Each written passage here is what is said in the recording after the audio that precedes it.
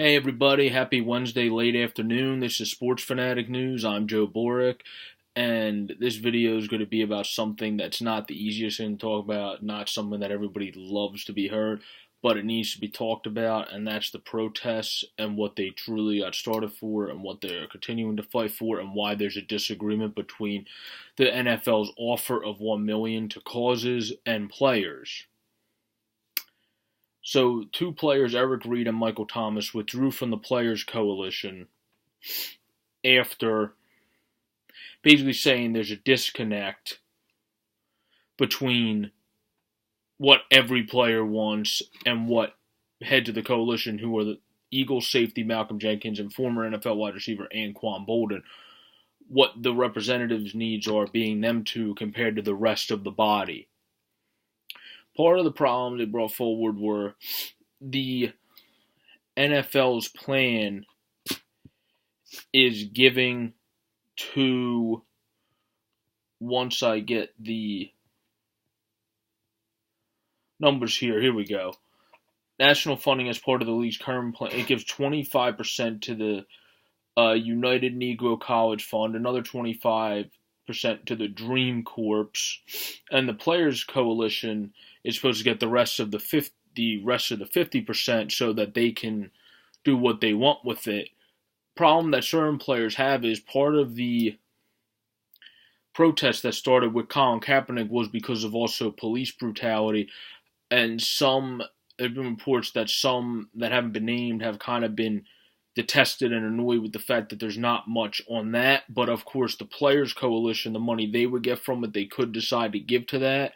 But I think players want to see a more concrete force towards going directly to that and not just the Dreams Corps and college funds, which are great things in themselves, but they want to see more and maybe not as much go into the association as a whole in terms of organizations, and the association maybe gets 25% or something to do the rest with. So there's a disconnect that's going back and forth.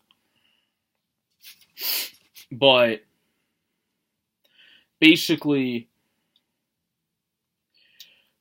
Eric Reid said, much thought and consideration, I've decided to officially withdraw my involvement in the Players Coalition founded by Jenkins and Boldin.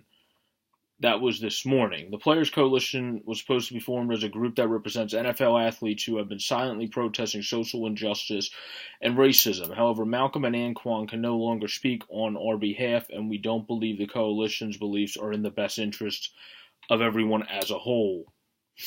We continue to have dialogue with the league to find good solutions, but without Malcolm and Anquan as our representatives. Thomas, the Dolphins player, sent out the same, kind of the same message along the line. The Players Coalition, which had numbered about 40 players, has negotiated with the league office as the NFL has sought to find a way to end the peaceful protest movement started last season by San Francisco 49ers Colin Kaepernick. Kaepernick took a knee during the national anthem before games last season to shine a light on police brutality and social injustice. He opted out of his deal after the season, which he had, this isn't in here, I'm adding it, 16 touchdowns, 4 interceptions, in the spring, and has remained unsigned when many believe he is being blackmailed from the league. He filed, obviously, a grievance against the NFL. Thomas later said, we aren't satisfied with the structure of the Players Coalition and the communication that's been happening between Malcolm and the NFL. So there's a disconnect between how Malcolm Jenkins and Anquan Boldin are communicating with the NFL in terms of how the players as a whole want them to communicate with the NFL on how they feel the ways of protesting, and not just the ways of protesting, but mostly the ways of solving it and giving to organizations they want to give to, and the ways of means of players who many already do things great for their society and great for their towns that they're in, which doesn't go recognized every day. The final draft will contribute nearly $100 million to organizations.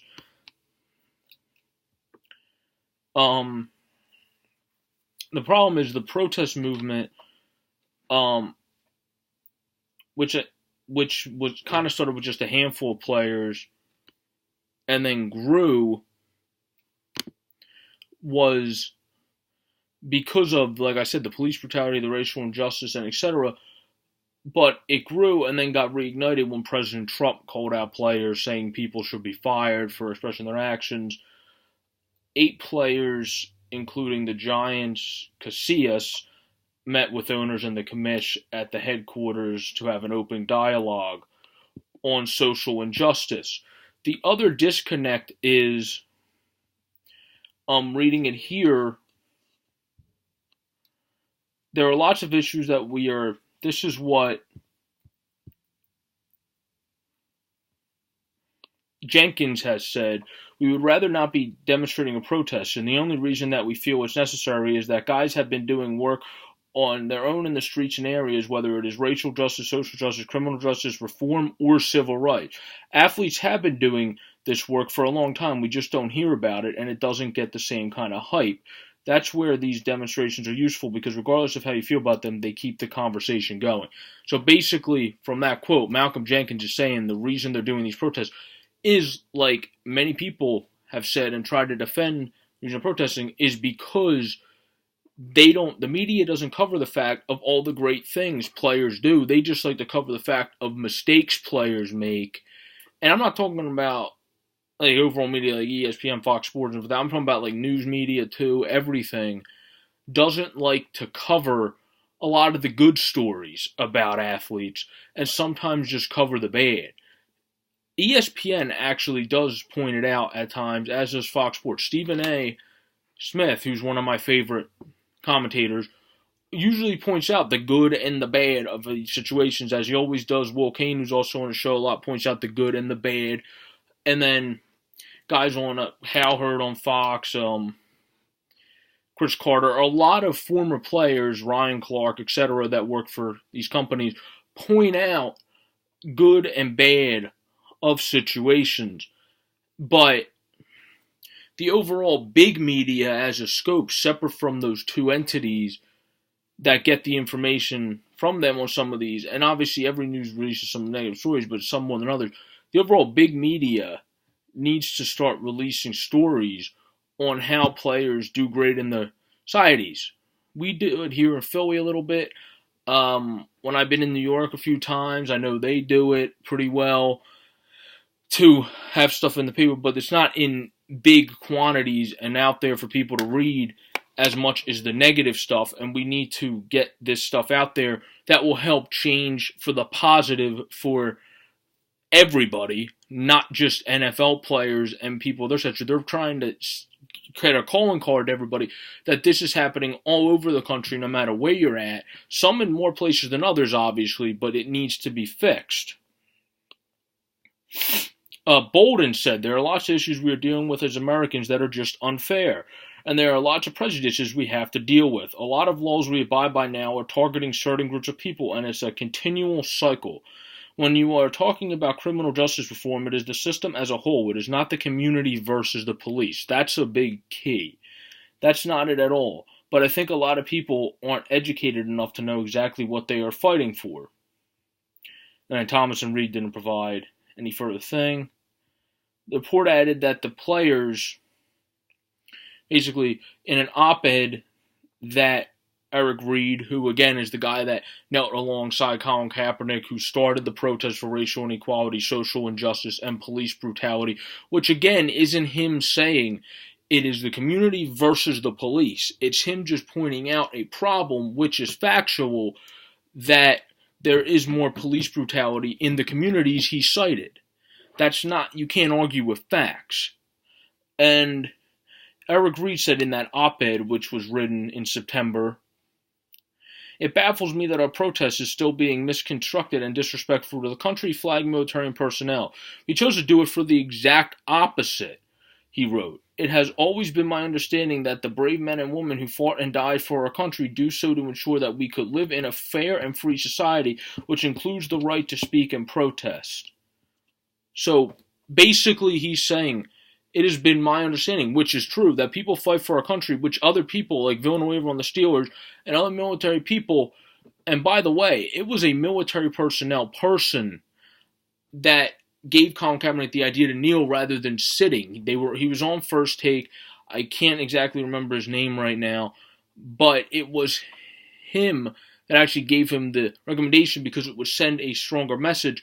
And Eric Reid is right on point there by saying they fight for the right for a free and fair and true society that gives us the right to protest, speak our mind, have freedom of speech, and do all that. And now people are coming back saying, oh, you can't be saying that, you can't be doing that stuff. Well, now you're contradicting, in essence, the whole moral foundation base of what the country is fighting for. And do I necessarily like the fact that they're kneeling during the national anthem? No, I don't think a lot of people do. But it's not the fact of whether you like the fact they're kneeling during the national anthem or not that you have to ask yourself. It's the fact of, well, even if I don't like if they're kneeling during the national anthem, do I think they're doing it for a good reason? And I think yes is the answer to that question. And if people can't see it, then that's just stupid because the media, like I said, other than like sports media that tries to cover good ends and bad ends, like both good ends and bad ends of stories, doesn't portray it as well as they should and doesn't carry those good, loving stories of how well guys do in their societies as much as they should, and it's overshadowed by, oh, well, they're still protesting, they're still doing this. Doesn't help when the president gets involved, obviously, and other politicians, but even in the deal still doesn't construct players that they have to stand after, even if they agree to the deal. So the deal is very weird, and in some cases it has good characteristics, but there's a huge disconnect between the players and Jenkins and Bolden and other people that came up with the deal with the league office, and that needs to be solved. Otherwise, this isn't going to be solved as quickly as people would hope with that deal. There's supposed to be a conference call tonight on the deal, so it'll be interesting to see how that goes. Tomorrow there will probably be further reports, and I might have another video, a quicker one, on this explaining if the deal got finalized, first of all, and if it didn't, if there's any information on why it didn't or why it did or whatever. But this is becoming a big issue in our country, not just for athletes and not just for their communities, but for many communities. There's many prejudices, there's many social injustices, there's many inequalities, and those are things that need to be changed. And the players basically saying, we weren't getting recognized trying to change them in small ways, so we try to do it in big ways and send a message with the national anthem, either having your fist up, kneeling, sitting, whatever. And it was mostly to send a big calling card to ring a bell in people's ears. We need to do something. And the NFL is starting to kind of try. Owners of teams have been doing good. The Lions owner contributed well. But that's what we need to see more of. And we need to see more owners step up and give to things their players want to contribute to. That would be very great. Anyway, we'll see how this goes. We'll see what happens with this deal. I see why there's a disconnect with the players because it is hard for two guys to speak for everyone. That's in any case. And I do see why Reid and Thomas might have wanted to leave the coalition because there's a players' association separate from the coalition that was formed. So they still got that. They'll still be involved, just without Jenkins and Bolden as their representative.